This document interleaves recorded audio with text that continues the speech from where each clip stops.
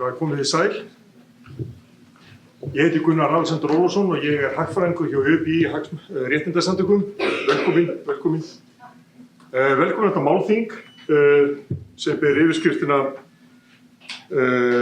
heilbrigðisþjónusta fyrir alla og við munum gera hér grein fyrir rannsóknum aðgengi að heilbrigðisþjónustunni og ég mun stjórna fundinum og fyrst til þess að dagskráin þannig að fyrst verður ávarp sem hún Thelma Sigríðsdóttir mun halda.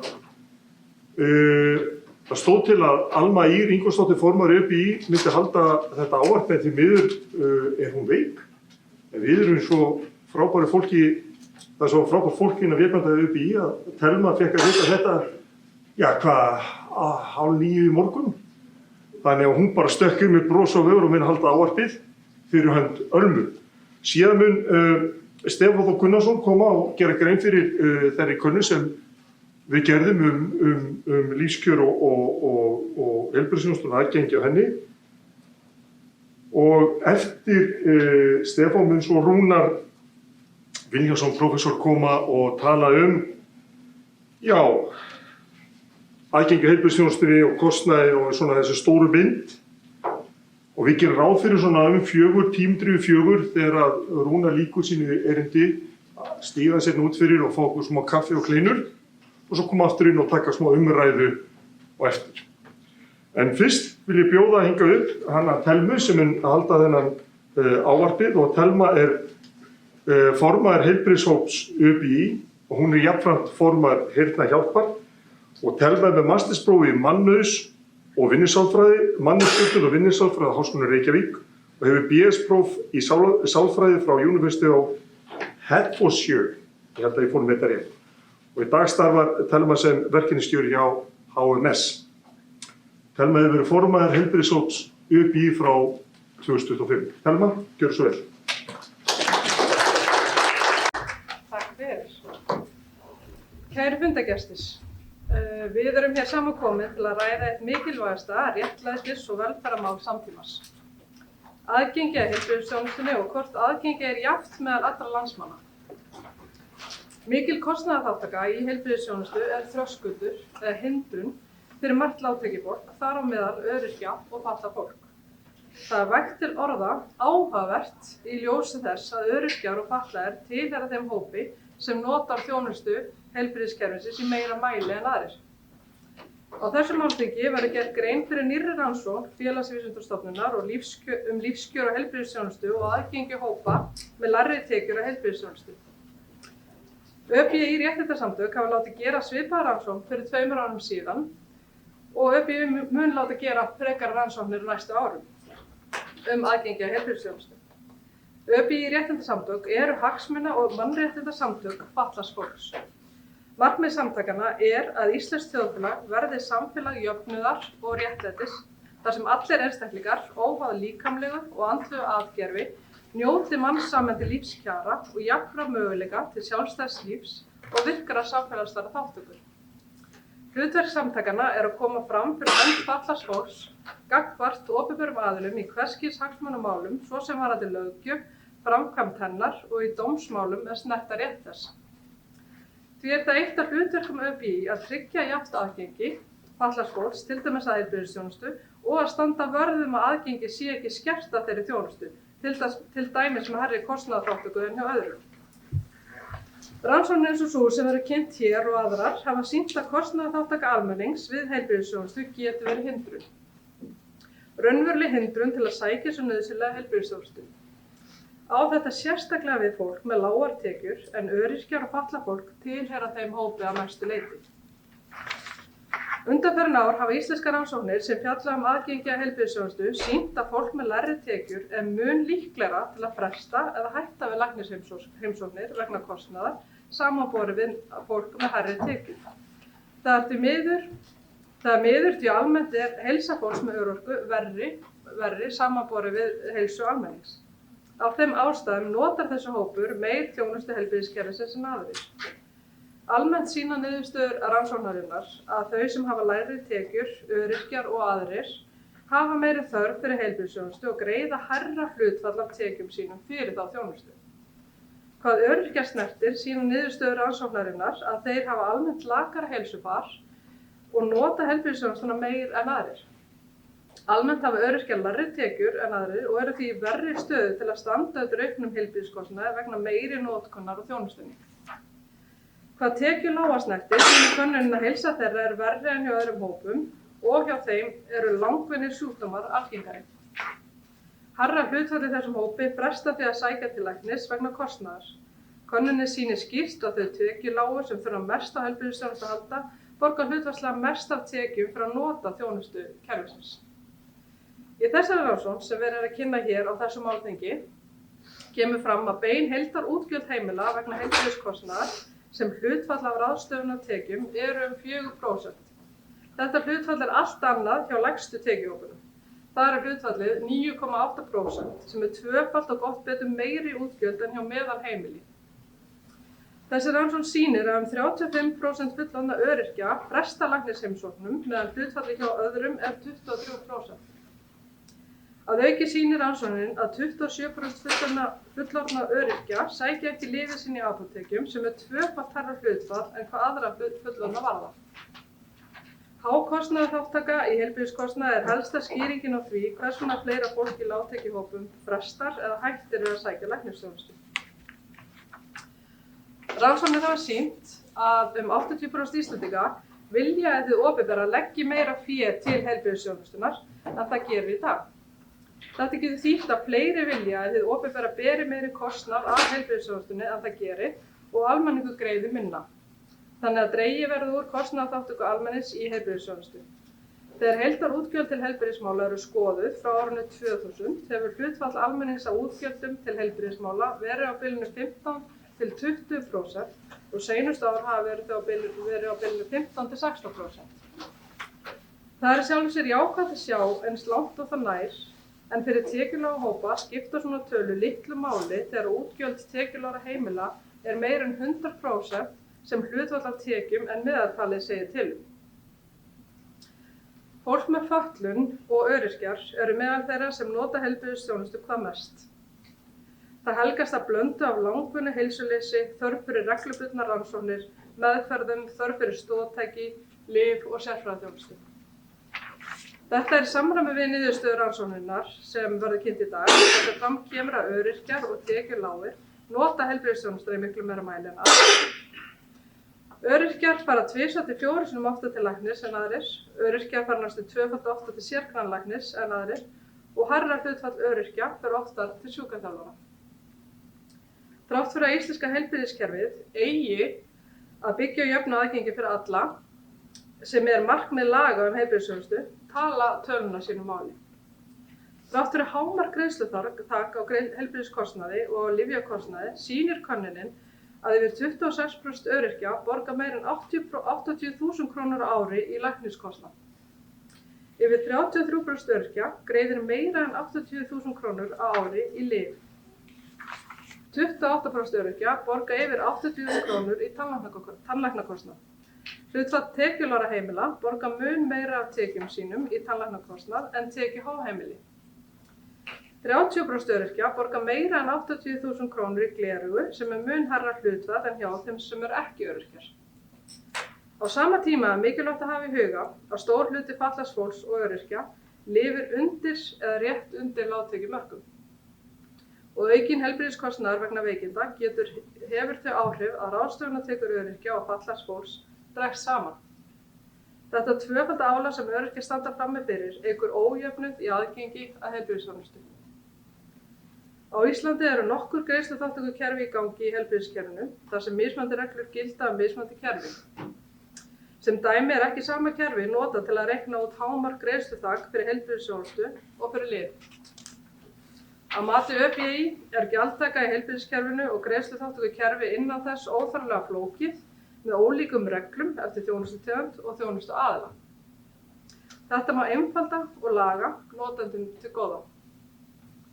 Það er erfitt að halda yfirlit yfir heilbrigðiskostnað og ef fólk er að glíma við veikindi getur þetta valdið því að það er ekki með réttindi sín á hreinu. Dæmi heilbrigðisþjónustu sem utan greiðsluþátttöku sálfræðiþjónusta, takmarkaður fjöldi niðurgreiddra tíma hjá sjúkraþjálfara, iðjuþjálfara og talmeinafræðinga. Þegar einstaklingur þarf bæði lyf, rannsóknir, sjúkraþjálfun og sérfræðiþjónustu á stuttum tíma geta mismunandi reglur sem gilda fyrir mismunandi kerfi leitt til aukins ófyrirséðs kostnaðar sem getur aukið hættuna á að viðkomandi sleppi nauðsynlegri þjónustu. Það þarf alltaf að standa vaktina hvað varðar greiðsluþátttöku í heilbrigðisþjónustu. Í kringum síðustu áramót voru álögur á sjúklinga aukin. Viðmiðunarmörk varðandi afsláttarmörk í greiðsluþátttökukerfi lyfja var hækkað. Að auki var tekin upp sú nýbreytni að leggja til hliðar hámark á greiðsluþátttöku lyfja ef magn lyfja sem ávísað er umfram ráðlagðan skammt lyfja í markaðsleyfi. Þessi aðgerð kemur sér mjög illa fyrir skjólstæðinga ÖBÍ. Til viðbótar liggur fyrir frumvarp á Alþingi þar sem komugjöld sjúkraþjálfara og sálfræðinga verður tekin út fyrir almennu greiðsluþátttökukerfið sem mun hækka kostnað allra við að sækja þjónustu þessara aðila. Ofangreind dæmi sýna að það þarf að standa vaktina og gæta hagsmuna fólks þegar kemur að gjaldtöku fyrir heilbrigðisþjónustuna. ÖBÍ hefur þar hlutverk að berjast fyrir sama aðgengi fatlaðs fólks að þjónustu eins og annarra. Það var sérstaklega við aðgengi að heilbrigðisþjónustunni. Þetta málþing á vegum ÖBÍ og liður í baráttu samtakanna fyrir jafnara samfélagi. Takk fyrir. Takk kærlega fyrir þetta góða ávarp.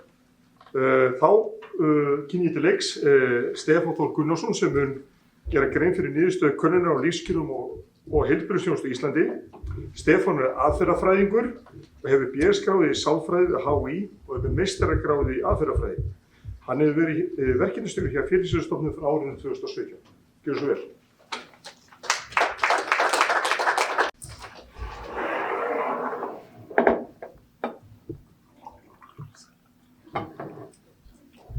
Fyrir.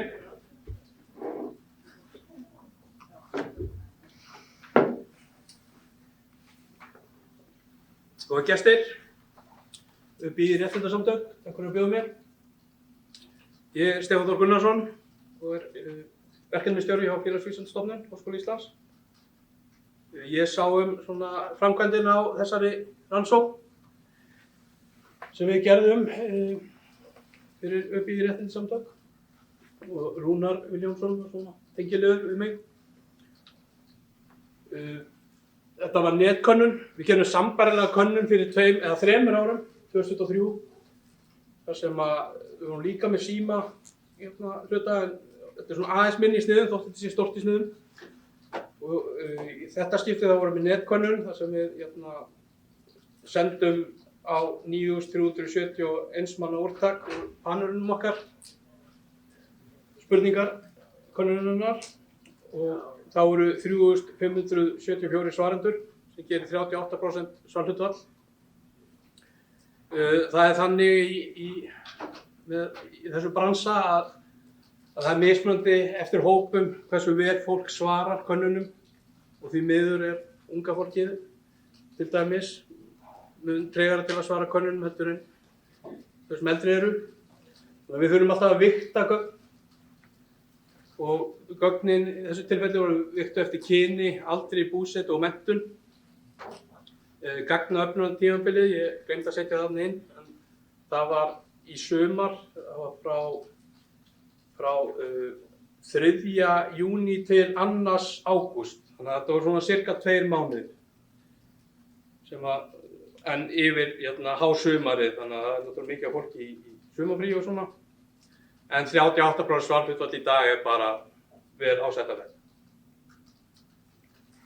Við munum svona aðallega vera að einblína á þessa 3 hópa hérna, eða svona samanburð þessum 3 hópum.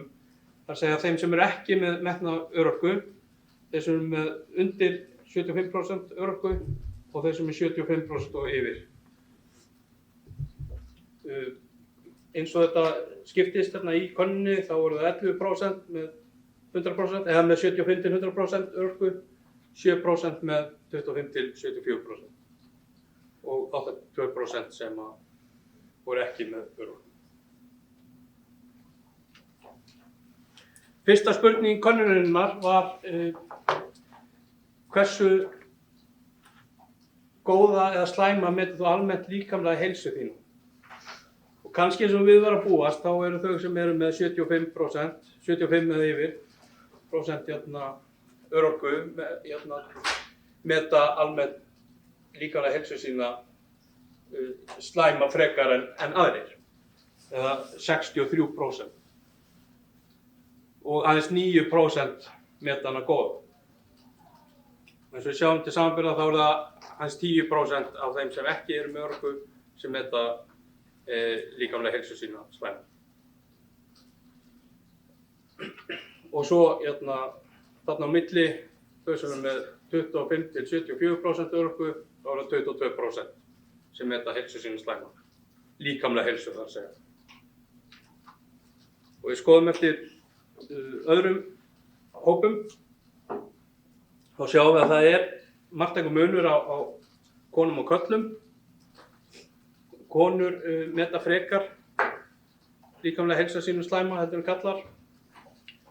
Og svo eftir því sem að tekjur hækka, því lægra hlutfall fólks metur heilsu sína, líkamlega heilsu sína slæma.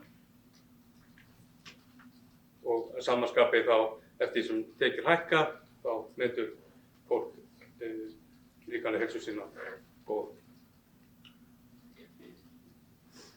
Við spurðum líka hversu góða slæma metur þú almennt andlega heilsu þína.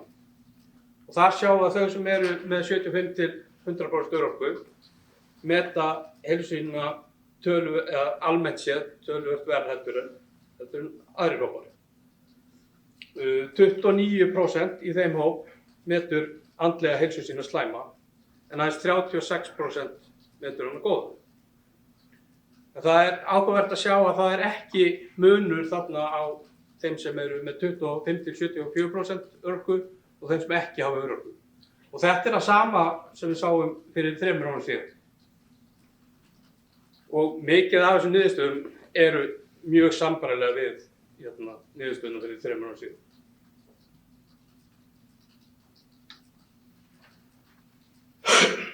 Og þegar við skoðum að það ekki munur á konum og körlum hvað varðar andlega heilsu, en aftur með tekjur einstaklings eftir skatt, þá lægra hlutfall sem metur andlega heilsu sína slæma eftir því sem að tekjur eru hærri.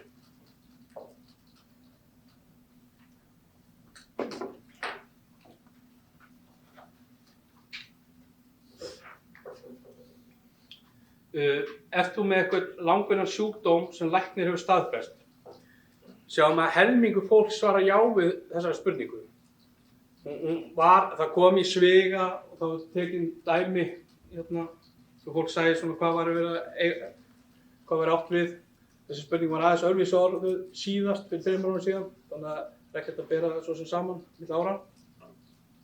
En við sjáum að það munur á kynjum og líka menntun, þar sem að fólk sem er með langvinnan sjúkdóm hefur síður klárað háskólanám til dæmis.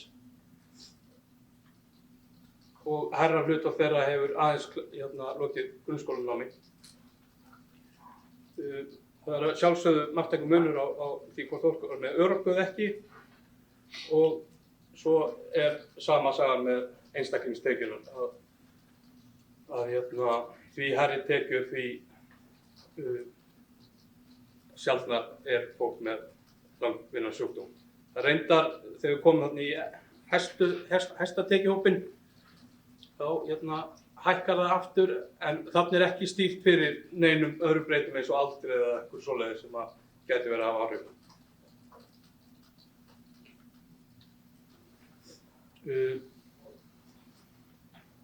Ert þú með fötlun af einhverju tagi, það sjáum við að þeir sem eru með fötlun, þeir hafa töluvert síður lokið háskólanámi heldur en þeir sem ekki eru með fötlun. Og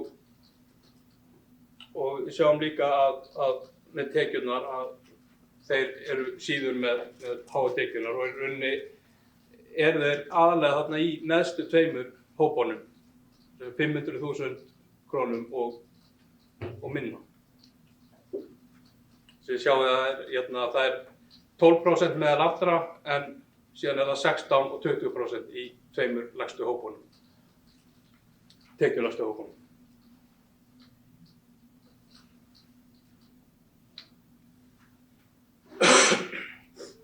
Svo ef við skoðum tekjuna betur, sjáum við að tekjur einstaklings í krónum eftir skatt. Að þarna sjáum við þessar tvær súlur sem eru lengst til vinstri, að þeir sem eru með 75–100% metna örorku, að 86% af þeim eru í þessum tveimur lægstu tekjuhópum. Og aðeins 1% er þarna í efsta tekjuhópnum og við berum bara það saman við síðan í hinum hópunum þar sem það er 6 og 5%. Og samaskapi með lægri tekjurnar að þeir sem er ekki með örorku, þar eru það 46% sem eru með í tveim lægstu hópunum og meðal þeirra sem eru í 25–74% örorku, þá var það 39%.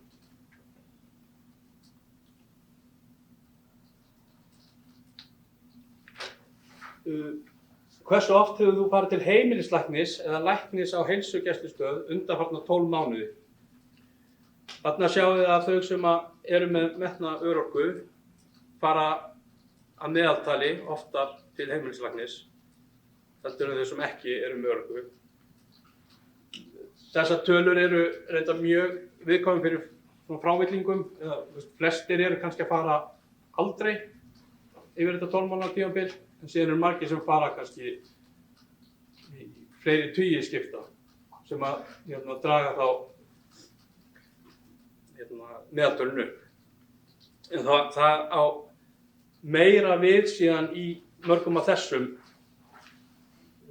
atriðum. Þarna eru sambærilegt, en við sjáum samt að þetta er alltaf þeir sem eru með örorku eru frekar, bara meðaltali oftar. Við skoðum fyrstu myndina til sérgreinalækna, þar sem 4,3% þeirra sem eru 75–100% örorku. Af þeim sem eru með 75–100% örorku, þá fara þau að meðaltali 4,3 sinnum til sérgreinalæknis á undanfarnum 12 mánuðum.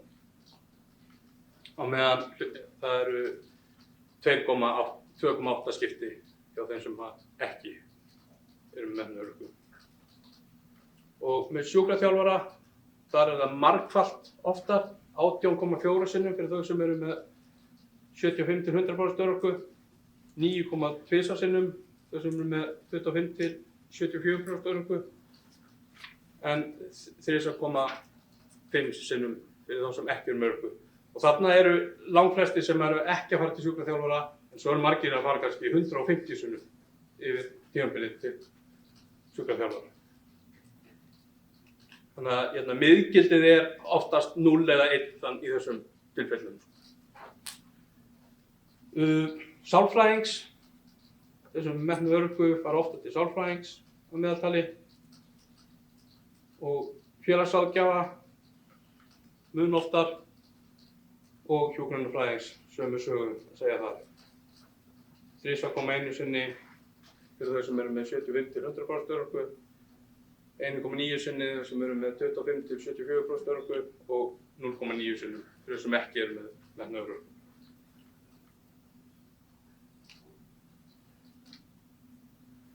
Hefur þú þurft að fara til læknis einhvern tímann á síðastliðnum 6 mánuðum en hætti við það eða frestaði því? Þetta er þetta hlutfall sem sagði já við þessari spurningu. Og við sjáum að þau sem eru með 75–100% örorku, að meira en þriðjungur þeirra hefur þurft að fresta því eða hætta við að fara til læknis á síðustu 6 mánuðum. Hlutfallið er 1/4 af þeim sem eru með 25–74% örorku og 23% hjá þeim sem ekki með metnað örorku. Á sama skapi hefur þú fengið lyf ávísað á þig í apóteki einhvern tímann á síðastliðnum 6 mánuðum en ekki leyst út lyfið. Hér hlutfallið sem sagði já. Það er 27% þeirra sem er 75 til 100% örorku, 23% hjá þeim sem eru með 25 til 74% örorku og 12% hjá þeim sem ekki hafa metnað örorku.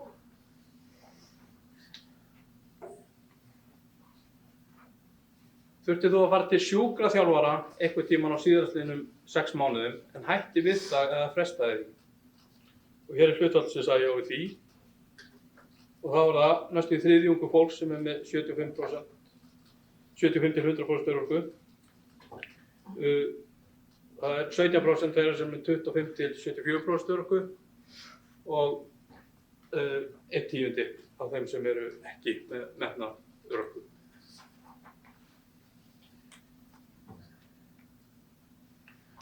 Hver áætlar þú að hafi verið heildarkostnaður þinn vegna notkunar á læknisþjónustu fyrir sjálfan þig á síðasta ári? Og það hefur verið vísað til 2024, því að könnunin var gerð 2025. Hér átt við kostnaðar bæði vegna meðferðar og rannsókna. Og við sjáum að þau sem eru með metnað örorku eyða töluvert meira í kostnað vegna vegna notkunar á læknisþjónustu heldur en þau sem ekki hafa örorku. Sjáum 28% sem þurfa að eyða 80.000 krónum eða meira í fyrsta hópnum, 25% í öðrum hópnum og svo 17% hjá þeim sem ekki hafa metnað örorku.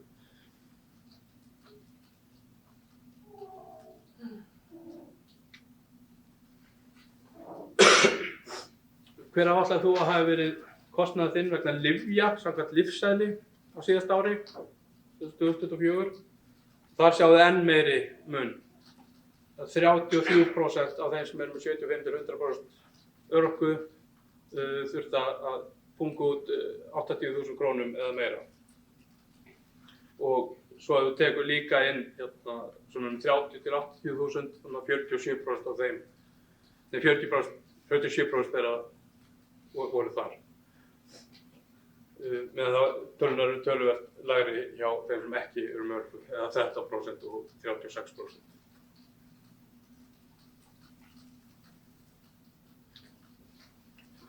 Ég setti þessa mynd inn síðast, þannig ég ákvað að athuga þetta líka núna. Eitthvað áhugavert við að þau sem eru með 75 til 100% örorku eru töluvert síður í hjónabandi og það sem enn þá áhugaverðara var að tvöfalt hærra hlutfall þeirra sem eru með 75 til 100% örorku er fráskilið en þeirra sem ekki eru með örorku. Svo eru punktar úr skýrslunni. Heilsufar fólks með örorku er marktækt verra en meðal almennings. Einstaklingar með 75 til 100% örorku meta bæði líkamlega og andlega heilsu sína mun verr en þeir sem eru ekki með örorku. Andleg vanlíðan er algengari meðal fólks með örorku og meðal fólks í tekjulægri hópum. Hlutfall þeirra sem meta andlega heilsu sína sem slæma er 2 til 3-falt hærra meðal fólks með örorku en í hópi þeirra sem ekki eru með örorku. Sjálfsmat á heilsu er verra þegar örorka eykst og tekjur lækka. Tengsl örorku og tekna við sjálfsmat á heilsu eru skýr. Fólk með örorku nýtir heilbrigðisþjónustu oftar en aðrir. Þau fara oftar til heimilislækna, sérgreinalækna, sjúkraþjálfara og sálfræðinga en aðrir hópar í samfélaginu. Fólk með örorku ber að jafnaði hærri kostnað, lægri tekjur og meiri heilbrigðisþörf leiða til þess að útgjöld verða þyngra fyrir fólk með örorku en fyrir aðra. Lyfjakostnaður er sérstaklega mikill meðal fólks með örorku. Þriðjungur fólks með 75 til 100% örorku greiðir yfir 80.000 krónur á ári fyrir lyf samkvæmt lyfseðli. Einnig greiðir fólk með örorku meira fyrir lyf án lyfseðils. þeir sem eru með meiri örorku eru að jafnaði með hærri kostnað vegna lyfjakaupa án lífseyris. Kostnaður vegna tannlæknaþjónustu er yfir 80.000 krónur hjá fjórðungi heimila. Hlutfallið er marktækt hærra í hópi fólks með örorku. Lægri tekjur tengjast lakari heilsu og meiri lyfjanotkun. Í lægsta tekjuþrepi metur stór hluti heilsu sína sem slæma og hefur mikið lyfjakostnað. Flest heimili greiða lítið fyrir sjúkraþjálfun en fólk með örorku greiðir oftar meira.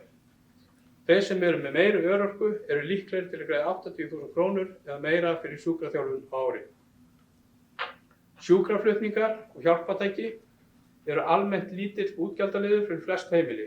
Hins vegar getur kostnaður orðið verulegur hjá litlum hópi sem þarf sértæka þjónustu eða búnað. Svo til að taka þetta saman í svona hnotskurn, þá er fólk með örorku ber tvöfalda byrði. Þau glíma við lakara heilsufar og meiri þörf fyrir þjónustu, en þurfa jafnframt að standa undir meiri útgjöldum úr eigin vasa og það þrátt fyrir að vera almennt með lægri tekjur en aðrir. Og þá hef ég lokið máli mínu og þakka fyrir mig. Þakka fyrir Stefán fyrir mjög góða yfirferð og þetta var gert á réttum tíma. Þú lofaði mér 20 mínútum og ég reiknaði þetta á 21 mínúta og frávikið reiknast á mig. Þá er næstur að ræða hér Rúnar Vinjánsson, prófessor við Háskóla Íslands, og hann mun tala kostnað og aðgengi á heilbrigðisþjónustunni. Rúnar lauk doktorsprófi frá Wisconsin-háskólanum í Bandaríkjunum og hefur verið prófessor í félagsfræði og heilbrigðisvísindasvið HÍ frá 1996. Rúnar, gjörðu svo vel. Komið í sæl.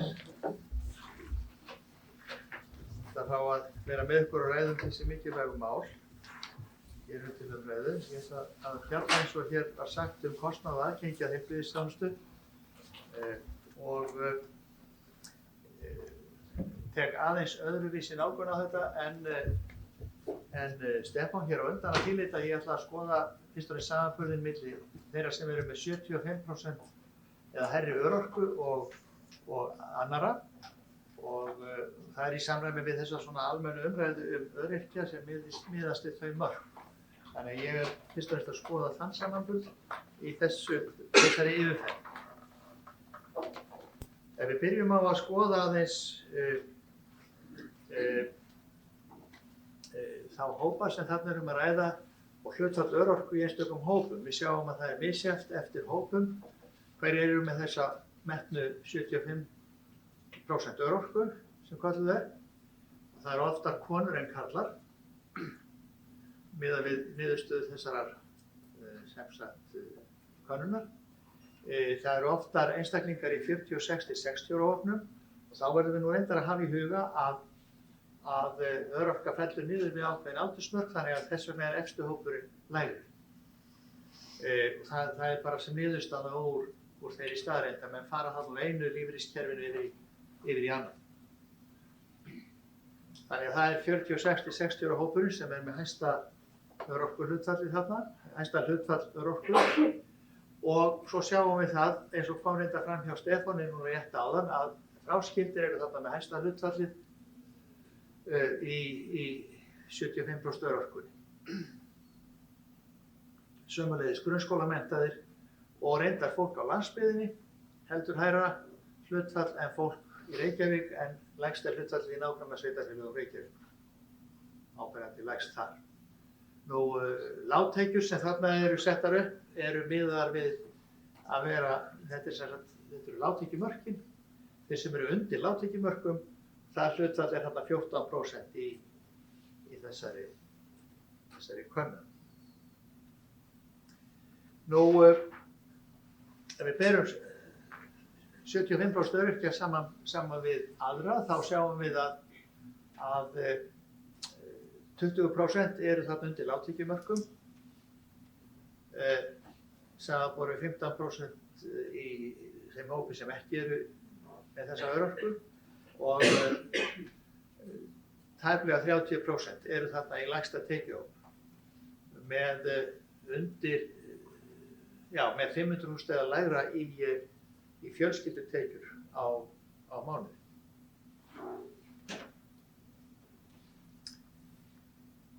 Með þessast fjölskyldutekjur það. Nú ef við skoðum heilsufærið þá er þetta eins og Stefán nefndi, það ef við tökum hlutfall slæmrar heilsu sem er sjálfsmetin slæm heilsa, að þá er það miklu hærra hjá 75% öryrkjónum heldur en öðrum og samir að segja andlegu heilsuna og það muni ekki eins miklu. Lítum þá aðeins á útgjöld vegna heilbrigðismála og það sem við gerðum í þessari könnun var að reyna að ná utan heildarkostnað fólks vegna heilbrigðismála. Nú er það þannig að ríkið kemur inn í þetta á ákveðinn hátt. Það ákveður hvaða þætti heilbrigðismálanna það ætlar að taka þátt í að niðurgreiða með kostnaðarþátttökureglum og í hvaða mæli. Þannig að það er tvennt sem við þurfum að hafa í huga. Í fyrsta lagi, hið opinbera kemur aðeins inn í vissa þætti heilbrigðismálanna til þess að draga úr kostnaði einstaklinga sem leita sér heilbrigðisþjónustu og að þessum þáttum, þegar við skoðum svo þessa þætti þá eru líka takmörk á því hvaða mæli þessi þættir eru í kostnaðarþátttöku eins og það. Þannig að hún skerðist á tvennum hátt, bæði varðandi val á þáttum heilbrigðismálanna sem að hið opinbera skiptir sér að eða tekur þátt í og svo í hvaða mæli það gerir. Og þetta er auðvitað stór pólitísk mál og ætti að vera til umræðu á hverjum tíma í hvaða mæli þessi þáttaka er. Og sálfræðiþjónusta var nefnt hérna í ágætum inngangi áðan sem gott dæmi þjónustu þátt sem er í mun minni kostnaðarþátttöku heldur ýmsir aðrir þættir og ég nefni sérstaklega þetta læknisþjónusta. Og þetta er bara pólitísk niðurstaða. Þetta er ekki vísindaleg niðurstaða, þetta er pólitísk niðurstaða að svo sé. Það eru líka takmörkanir eins og hér kom fram í inngangi áðan á því hversu mörg skipti eru niðurgreidd eða í kostnaðarþátttöku vegna heimsókna til einstakra þjónustaðar. Það voru nefndir hér sjúkraliðar, sjúkraþjálfarar og iðjuþjálfarar. Og það er bara ákveðin skiptafjöldi að hámarki og svo eru núna nýlegar reglur sem að snúa að því að einungis ákveðnar skammtastærðir í lyfjum verði í kostnaðarþátttöku. Þannig að hér erum við að tala mál sem að skipta máli þau mörk sem ríkið setur og svo eru ákveðnir þættir sem ekki kostnaðarþátttöku. Sum lyfseðilsskyld lyf ekki neinni kostnaðarþátttöku nema útgefið sér lyfjaskírteini frá lækni. Rétt að hafa það í huga. Og að sjálfsögðu öll ólyfseðilsskyld lyf ekki neinni kostnaðarþátttöku þó fólk telji sig þurfa þau. Ferðakostnaður sem fólk hefur vegna ferða á þjónustustaði er almennt ekki neinni kostnaðarþátttöku og meira segja heldur ekki allir sjúkraflutningar. Og svona geti ég haldið áfram. Tannlæknisþjónusta, hún er almennt ekki kostnaðarþátttöku hjá fullorðnum, ekki á Íslandi. Ekki hjá fullorðnum fyrir að kemur á lífeyrisaldri. Og svona getum við haldið áfram. Þessi mörk eru einhver mörk sem við þurfum auðvitað að geta tekið samtal um. Það er ekkert sjálfgefið við þessi mörk. Þetta eru pólitískt ákvörðuð mörk. Hveragerði.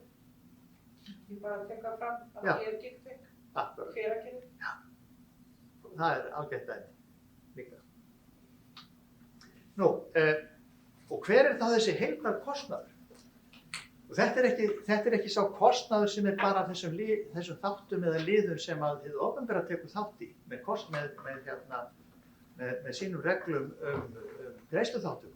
Þetta er pakkinn í heild sem okkur finnst svo mikilvægt að ná utan og ég sýni það hérna á eftir hversu mikilvægt er að ná utan þennan pakka í heild alveg óháð greiðsluþátttöku reglum.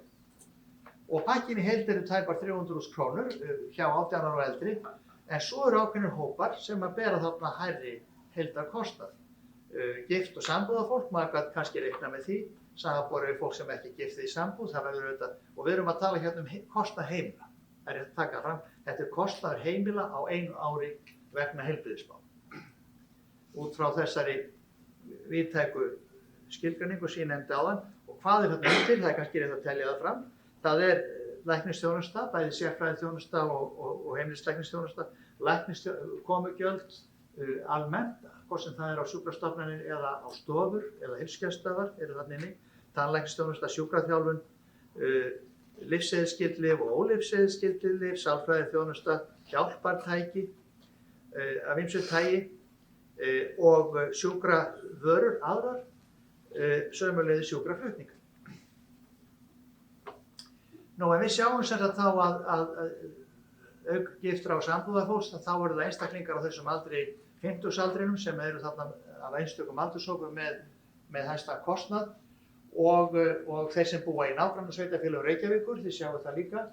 Og þarna koma fjárráð inn sem ein skýring á því hvað kostnaðurinn verður hár.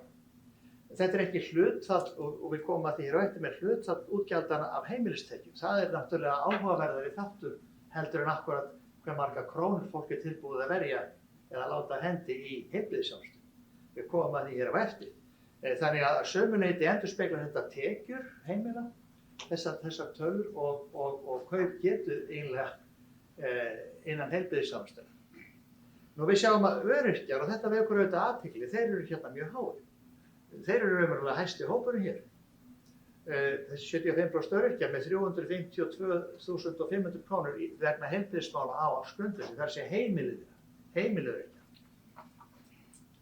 Og hæsti tekjuhópurinn er líka hár þarna með 331.500. Þetta eru áætlaðar tölur út frá svörum við einstökum spurningum þarna fyrir fjölskyldumeðlimi.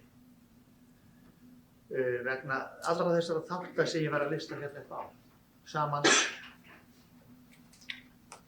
Nú ef við skoðum þetta hlutfall sem ég var að vísa áðan, það eru þessi heildarútgjöld sem hlutfall af ráðstöfunartekjum heimilis.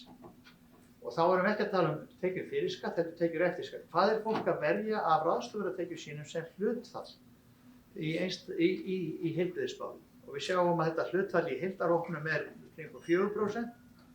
En er síðan margt hærra í öðrum hópum þarna, til dæmis meðal yngri fullorðinna, og þetta er áhugavert. Þeir eru þarna með 5,5% af heimilistekjum vegna heilbrigðismála sem í heildina, fráskildir. Einstæðir foreldrar eru óvenjulega háir hér, miðað við hina hópana og öryrkjar eru þarna með tæp 6%, lægsti tekjuhópurinn tæp 10%.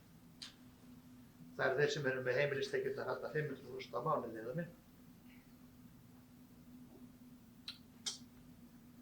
Og það er þessi kostnaðarbyrði sem við tölum og skiptir máli, sérstaklega þegar við skoðum á eftir tölunum frestun og það sækir ekki lyfin sín. Þetta skiptir miklu meira máli heldur en krónutölútgjöldin sem slík.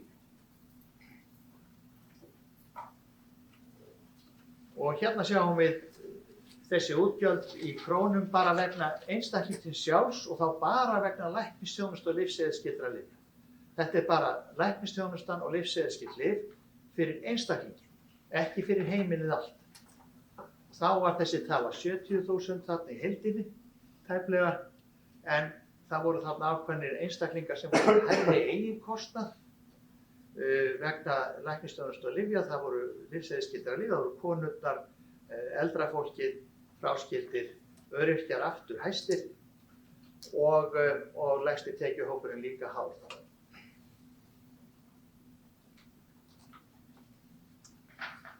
Og ef við skoðum þetta sem hlutfall af eigin tekjum, að þá sjáum við, og þetta eru bara 2 liðir af öllum þessu liðum sem ég taldi, þetta er bara læknisþjónustan og lyfseðilsskyldu lyfin, og þá sjáum við að öryrkjarnir eru þarna með 3% af ráðstöfunartekjum sínum í þessa 2 liði og eru þar hæstir ásamt lægsta tekjuhópnum í þessari kostnaðarbyrðinni eins og hún er metin bara út frá þessum 2 þáttum.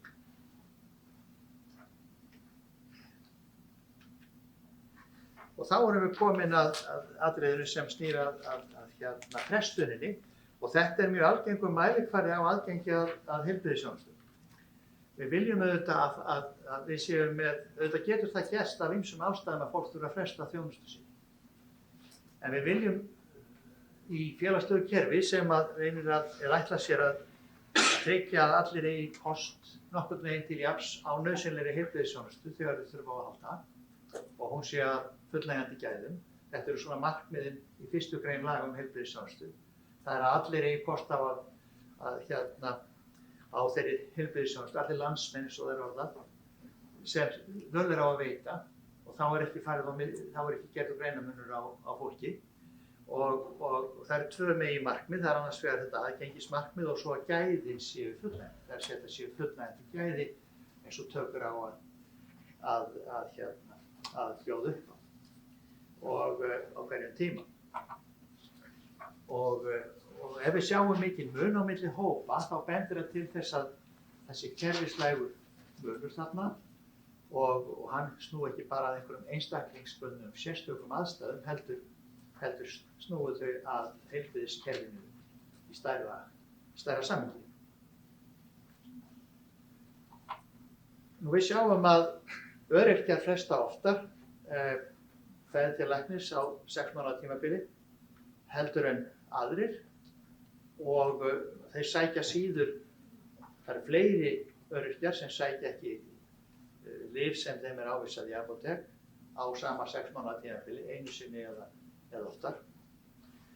Og þarna munar töluverðu í þessum hlutföllum. Og við erum búin að segja það áður að þörf öryrkjanna fyrir heilbrigðisþjónustu er meiri heldur en annarra fullorðinna og það gildir bæði fjölda heimsókna og oft líka alvarlegri vanda. Vandinn sjálfur getur verið alvarlegri og svo eru þetta oft fjölþætt vandamál og kalla á miklu fleiri heimsóknir yfir tímabil. Ef við skoðum svo þessi frestunarhlutföll eftir hópum þá sjáum við það að bláa súlan er bara heildin, það eru þessi 20 og tæplega 4%, 23%. En við sjáum að öryrkjarnir og einstæðir foreldrar sem að vekur kannski athygli eru þarna hæstir í frestunarhlutföllunum og svo auðvitað líka tekjulágir einstaklingar og þeir sem eru fráskildir. Unga fólki vekur líka athygli hér að unga fólkið er að fresta þarna læknisþjónustu oftar heldur en þeir sem eru í eldri aldurshópunum. Þetta höfum við séð aftur og aftur hér á Íslandi gerast þegar við skoðum frestunarhlutföll.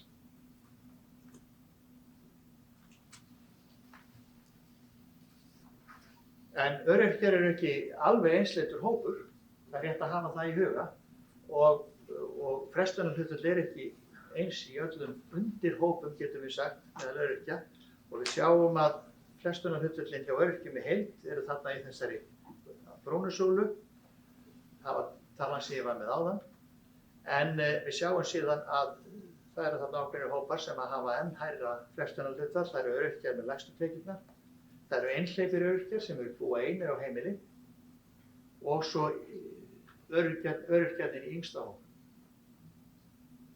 Þetta eru þeir 3 hópar öryrkjanna þarna sem eru hæstu frestunarhlutfall. Eru öryrkjar með einhleypir með börnum framfæri inn í þeirri tölu? Ekki inn í þessari tölu, nei. Jú, fyrirgefðu. Einhleypir öryrkjar, þeir geta verið með börn og ég hef ekki tekið þau út úr þessari súlu hér. Okay. En ef við tökum sem sagt ef við tökum einstæða foreldra að þá voru þeir lægri heldur en þeir sem voru einhleypir þegar kom í öryrkjahópnum sjálf. Það sem skipti máli hjá öryrkjónum var meira þetta að hafa verið einn á heimili. Þurfa að reka heimili einn. Það var þess skipti meira máli þarna í frestuninni innan öryrkjahópsins sjálfs. Það er spurt ástæðurnar sem fólk gaf sjálft upp fyrir frestuninni og þessar prósentur miðast bara við þá sem frestur.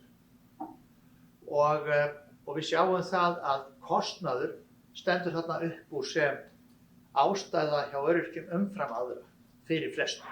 Aðrir eru meira að fresta vegna þess að þeir annarkvæmt fá ekki tíma nægilega fljótt eða þá að þeir séu of uppteknir í daglegum verkefnum, einkum þá í vinnu. En kostnaðurinn er miklu mikilvægari ástæða og snýr auðvitað beint að þjónustukostnaðinum og þeim kostnaðarþátttökureglum sem ég var að vísa til áður. Það er svo sem jákvætt hér að það er sjaldnar sem öryrkjar nefna þeir hafa ekki fengið tíma nægilega fljótt. Þetta er meiri ástæða uppgefin hjá öðrum heldur en öryrkjum.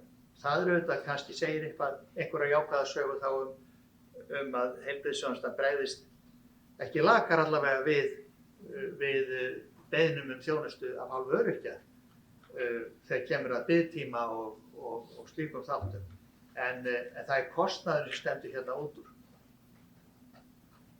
Alveg sérstaklega.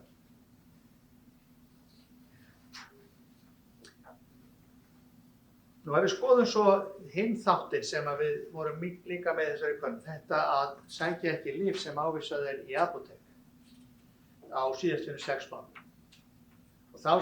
Og þá sjáum við að þetta er heildin hérna, bláa súlan, og það er þá stærri kringum 13%, 13-14%, kannski nær 14%, en við sjáum að hlutfallið hjá öryrkjunum er miklu hærra.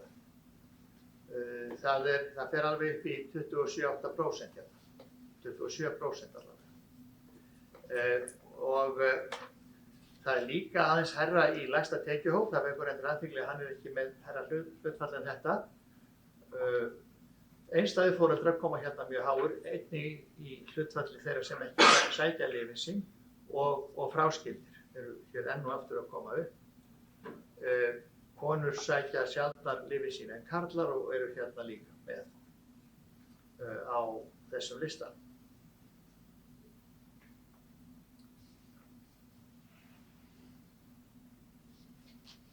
Nú, ef við skoðum svo öryrkjahópinn sjálfan varðandi þetta að sækja ekki lyfin sín, þetta eru bara þeir sem eru með 75% örorku og við erum að skoða þarna, þá er heildarsúlan hér fyrir þann hóp sem ekki sækir lyfin sín. Það var súlan frá fyrirglærunni, en svo sjáum við hérna að það eru ákveðnir hópar öryrkja sem eru í hærra hlutfalli, öryrkja með lægstar tekjur, einhleypir öryrkjar sem að búa sætt einir á heimili og svo þessir ungu öryrkjar. Það er sláandi há tala hjá þeim hlutfallið þeirra sem ekki sækir lyfin sín á 6 mánaða tímabili.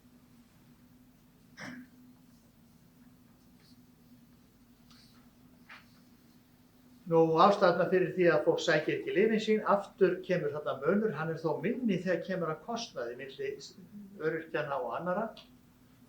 Þar munar minnu heldur en áður og almennt eru tölurnar líkari hér.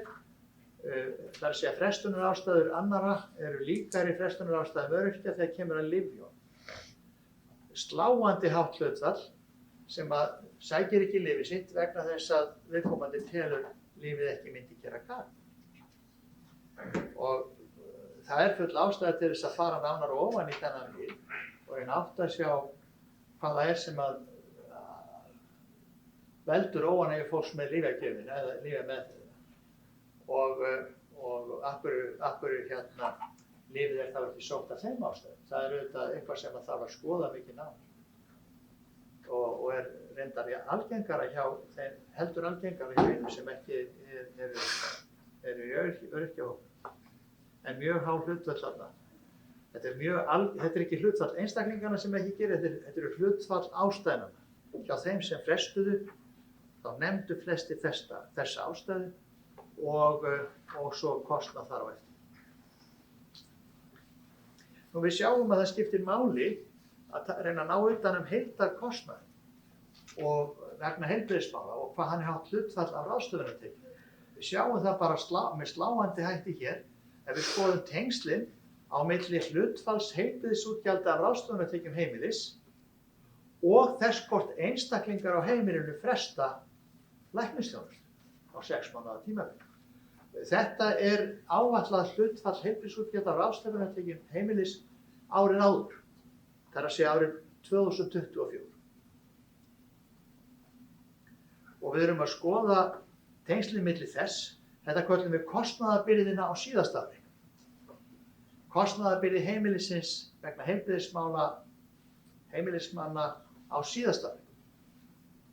Og hvaða áhrif hefur sú kostnaðarbyrði á það hvort ég fresti á þessu ári læknisþjónustu? Jú, sjáu þessar tölur. Ef að heimilið á síðasta ári var með undir 2% í kostnaðarbyrði, þá var frestunarhlutfallið 19%, en það fer allavega upp í 45%. Þegar að heimilið á síðasta ári var þess sem svaraði 8% eða meiru af ráðstöfunartekjum sínum vegna heilbrigðismála. Þannig að þetta samband er sterkt og skýrt og stigvaxandi og sérstaklega þegar við komum hérna í efsta hópinn. Það skiptir þess vegna gríðarlegu máli fyrir aðgengið að uppsafnaður heildarkostnaður sé ekki of hár inn á heimilinu.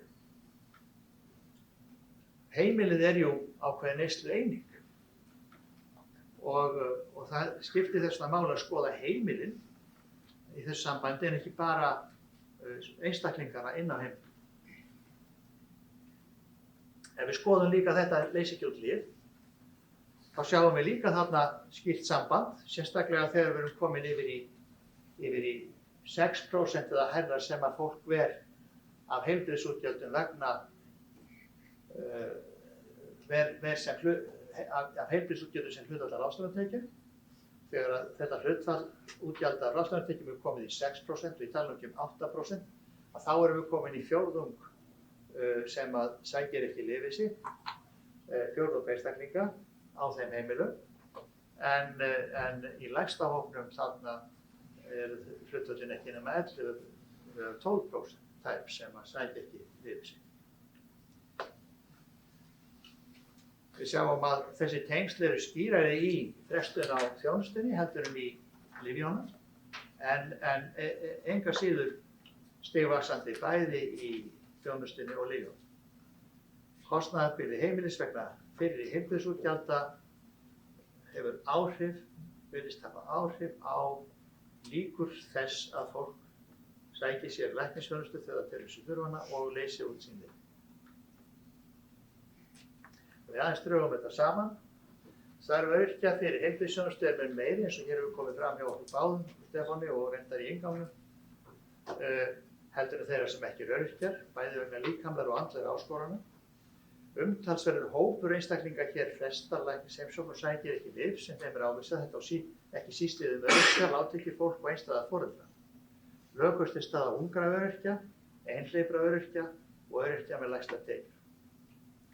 Og veruleg tengsl eru einnig á milli beinna útgjalda einstaklinga og heimila til heilbrigðismála annars vegar og frestunar læknisþjónustu hins vegar. Það eru einnig veruleg tengsl á milli beinna útgjalda einstaklinga og heimila til heilbrigðismála og þess að sækja ekki ávísað lyf í apótek.